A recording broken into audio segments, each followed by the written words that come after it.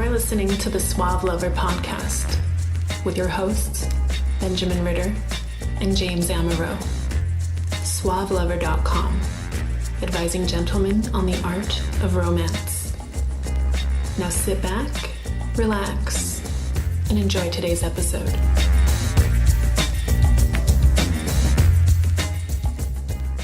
I was recently in Las Vegas. I feel like this is one episode every month. Something right, I started the episode with. I was recently in Vegas. I was recently in Las Vegas. Left my soul there. Left my money there. Well, so I was with a great group of people. Okay. Beautiful women, a couple guys. Beautiful guys, I'm sure. Well, actually, there was just one really beautiful guy. Handsome? I mean, do you mean like an actually attractive-ish guy? Descriptor, yes. He was an attractive-ish guy, tall, well-mannered, fun, great, whatever. Cool. So he was asked, what do you do? What do you do? Same thing we do every night, Pinky. Well, this lovely gentleman responded with, I don't really want to talk about it. That sounds like the kind of thing that an NSA spy would need to... I'd have to kill you if I told you. Okay. So someone generally interested in just knowing what he does, probably just to make small talk, right? This wasn't fair enough. We were just a group of friends. And he turned it down. And then maybe it was like a weird situation, awkward situation, how he did it. He then went on to describe what he did do, which was a sense of bragging. I'm an actor, I'm a model, etc., whatever. Oh. And so he initially kind of played hard to get? So he kind of played hard to get, but how he did it was extremely awkward. Okay. Because I understand the idea of not wanting to get into interview-type questions. Rightly so. Okay. But avoiding them in that way can seem unbelievably awkward and actually a little creepy. And I think the intuition behind it makes perfect sense. It's sort of like the improv thing. Instead of accepting it and turning it into something, he just said, I don't want to talk about it. Okay. But this isn't, that does kind of seem a little weird. Well, it certainly seems weird to me. I wasn't there, but I can imagine somebody, hey, what do you do? Are you okay? We're talking about whatever? I don't talk about it. Yeah, right. It seems like I got something to hide. I'm not putting my drink next to him. Right. Right. So all of a sudden, this nice, attractive, fun guy is now this weird, awkward guy that is fun. What are his intentions? And then weirdly, I guess he does want to talk about it. And then he talked about it in bragging. Right. Which just threw him off the bus, the fun bus. That's probably generally the right direction, but it's a misfire of the target because the intention, I suppose, maybe he knows this. If you sound like you're bragging about what you do when someone asks you about that, it's pretentious. I've had to disabuse kind of a lot of qualified guys who, when you and I would chat with them and they said, yeah, I did this and I did this with the Barack Obama team and I went to this school and I have this money. When you hear that, it's like, oh, well, guys might be impressed by this. But normal humans who aren't trying to do business with you, or women who might possibly be attracted to you, don't hear that as, well, that's impressive. They hear that as, boy, this guy really is full of himself, isn't he? He likes talking about himself. Or certain girls will be, wow, I can get dinner out of this guy. Yeah. I can get some clothes out of this guy. Right. So I can see the intuition that says maybe I don't want to sort of just tell you what I do because either, I'm a model, I'm an actor and a model. Sounds a little bit like, I think, I'm going to ask what you were in. Are you famous? Maybe you don't want to set yourself up for this kind of like interrogation. Good intuition, but you should be equipped to handle it. First of all, the phrasing of what do you do lends itself to so many possibilities. What do I do for fun? What do I do for exercise? What do I do for, I don't want to talk about work. We'll talk about work later. This is play. What do you do for fun? What do you do for stress relief? What do you do for winter? These are much more interesting what do you do interpretations. And a much better way to respond instead of, I don't want to talk about it. Yeah. Because she can say, what do you do? And you can say, okay, multiple choice question. A, what do you do at night? Yes. B, what do I do when I'm on in the company vacation? of strangers? Yeah, C, sure. What do I do in the bedroom? Sure. And you give them a choice, and you make it a little fun game, because I get it. You don't want to be in some sort of job interview type conversation, and you don't want to be maybe bragging. So there's just two things that you're trying to avoid. Yeah. And you can attack this question in so many different ways. Yes. The Essentials by Benjamin Ritter is your concise manual for life improvement and success with women. The Essentials has been called a straight-to-the-point lesson in the lost art of being a man. Packed with insights, this book will transform the way you think about dating and relationships. Get your copy of The Essentials by Benjamin Ritter at Amazon.com or in select bookstores today.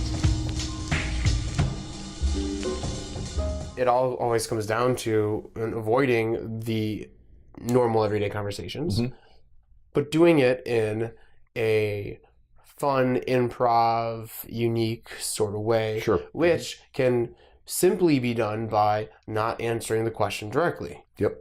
Not shutting down the question, because that just leads to awkwardness. It's good to assume that she's probably, if she's talking to you and she's asking things of you, she's probably attracted to you. She may be attracted to you.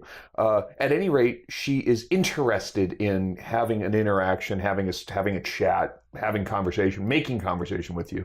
Possibly because you are the straggler stranger in the group and she wants to know what you're about. Doesn't matter what the intention is. But she's interested then in having this conversation. Great. Welcome that. So I think we're on board. You accept it. Yes, and. And if you feel like you are in a position where you might have to qualify yourself to the group because you don't know, is this a bunch of like well-to-do fancy people, or you're not sure how to sort of take your establishing shot because that first impression matters. If that's the case, I think the best thing to do is to bust out of the small talk mode. Like, what do you do is like, no, but you first. What do you eat? Let's talk about your vegetarian or meat preferences or whatever. You first. And so you redirect it. That'll put him in a position of, well, if I'm disclosing to this person, if I'm talking about myself to this person, I must like this person. I mean, why would I talk about things like some values, which are good? What do you eat is usually a value interpretation. Where do you worship? That can be a very intimate value interpretation. Those kinds of things can get the person who is asking the questions talking. And a good conversationalist often knows that people like people who listen to them. Yeah, a really easy way to make them feel more comfortable, so it's not just kind of like, no, what do you do? It's say, I'm sorry, my mom always taught me that women have to go first. Great. Perfect. Yep. Just a way to redirect it. Absolutely. Redirect it in a nonchalant, fun way. Again, you don't know who you're with or what company you're in, because this sounds like this was a group that was a mixed, but not at a bar. This was like at a place where you were stable for a little while. There was multiple different locations, but we were together. So when you're together, you create some reputational echo. That's different than if you walk in with two people in a bar and you don't have to stay with them for any length of time. That's a different thing. Because then you can blow out without any kind of... We were handcuffed to each other. Well, maybe it wasn't that intimate. But if you have counting cards, if it's a kind of like a collective group, kind of like how they don't go on one-on-one dates in Europe, they go on these outings as, tribes. If that tribe is going to linger for a while, you don't really want to be the one to put your foot in your mouth immediately. Wait until a couple of drinks are in or people are all coked up. It's Vegas after all. And then you can put your foot in your mouth. How to Start a Kinky Relationship by James Amaro is the definitive guide to successful alternative romantic relationships. The book has been called 50 Shades of Grey for real people. Educational, informative, and irreverent, this book has something to offer anyone who is curious and sexually adventurous. Get your copy of How to Start a Kinky Relationship by James Amaro at Amazon.com or in select bookstores today. But even if you put your foot in your mouth, or wherever you put your foot, whoever put your or foot, whatever you put in your mouth, it is Vegas. There are a lot of other questions that can seem informational or interview-ish. Where did you grow up? What school did you go to? Oh God, how old are you? Oh, how old are you? Which the answer can, due to people's biases, kill an interaction. Anytime you find yourself in that kind of like factoid, that interview formatted conversation, and by the way, you might have gotten it, and if you did, and you're sort of on your toes, you'll redirect it into something fun. Not where'd you come from, but where are you going?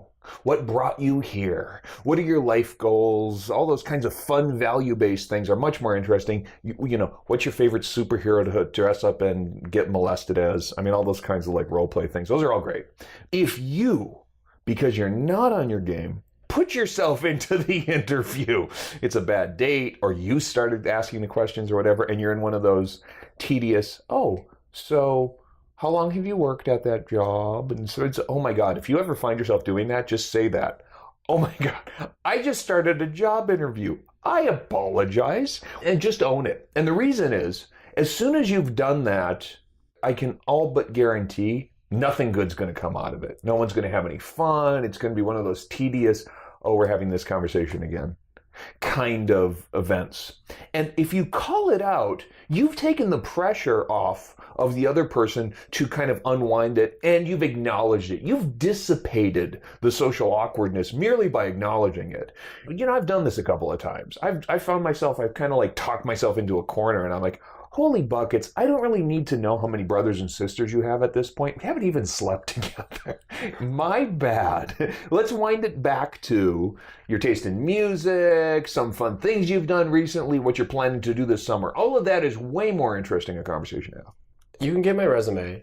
Yeah, right. After we try all the positions I have in store. Yes, there's, you know. Oh, yeah, get it? Fun, huh? Positions. But why should her decision to sleep with you be based on what your job is? Why should it be based on how many brothers and sisters you have? Why are you putting yourself in a position to say something that makes her less attracted to you, that has nothing to do with who you really are? Habit. I think that it is absolutely acclimated habit. And I can tell as a polite Midwesterner, the kind of things that you do, you don't talk about the sex, religion, and politics stuff in polite company, right? Right. So don't talk about sex, religion, and politics with your aunt over Easter. But do talk about exactly that kind of stuff with a prospective romantic interest in Vegas. Especially for sex. fuck's sake. Yeah, well, especially sex, right? So you're the pace car. You lead where you go in the conversation, how fast it becomes fun, how fast it becomes intimate, how fast it becomes taboo violating. You are the pace car. She will usually, very rarely, will she accelerate faster than you in terms of talking about fun, dirty, sexy, taboo stuff. Given that, pace yourself pretty aggressively towards the fun, dirty, intimate, taboo stuff. And if you find yourself letting your foot off the gas and coasting along to the fucking curb of, so how long did you live in Baltimore? Stop it. Call yourself out. Say, my bad. I went into one of those boring conversation ditches. Let's get back to, where's the Molly? Again, I assume in Vegas that's the... But why do you have to lead? Because you know what thoughts are going through her head. Her thoughts are going, is he going to talk to me? Is he going to talk to me? Seems great. Why is he looking at me? Wait, he's not talking to me? Oh my God, he's a creeper. Why isn't he talking? Wait, why is he getting closer if he's not talking to me? Oh my God, he's a creeper. Wait, what about that guy I was seeing the other day? And then she's talking to her girlfriend about the guy she was seeing. And then she's talking about the work problems. And she's like, is that guy going to talk to me? Nope, he's staring at me really weirdly for the past 5 minutes. So all the stuff going through her head is the same shit going through your fucking head. Yeah. And so you need to lead the conversation towards interesting and fun things, because you need her to be thinking, wow, this is really fun. This is really interesting. He's talking to me. Oh, and he's really fun. And he's really interesting. Wow, he's talking. That's literally what's going through her head. Yeah, it's really tough for all of us to be present and in the moment. And in fact, we usually know that we like somebody when we're not thinking about other things while we're in their company. Yeah. You know, the phone doesn't suddenly become a really interesting thing to keep checking, trying to shut down the conversation. You lose track of time. You don't know where your friends are right now. That means that you probably like the companion that you're with, and that's a good benchmark. You should be feeling it. Ideally, she'll be feeling it. So that's indeed true. Now, on an interview, what are you concerned about? Do I got shit in my teeth? Am I going to present well? You're hyper attenuated to impression management. So you want her not to be feeling that. Can't figure out where to put my hands. I'm going to put them here. They're not on the armchair, but they're kind of on the armchair. They're just kind of sitting there. This works, right? This looks good. You know, don't either of you be feeling that way ideally. But if you do get yourself in there, just steer back into the turn. Just get back on path. And practice this a couple of times because, you know, if you're habituated to boring conversation, polite conversation, harmless conversation like you would have at work or at school, let's say, make sure that you lead it towards way more fun, interesting, dirty, erotic things if you find the girl attractive. And next time you say, what do you do? Pause, and you go, so what do you do? To fight crime.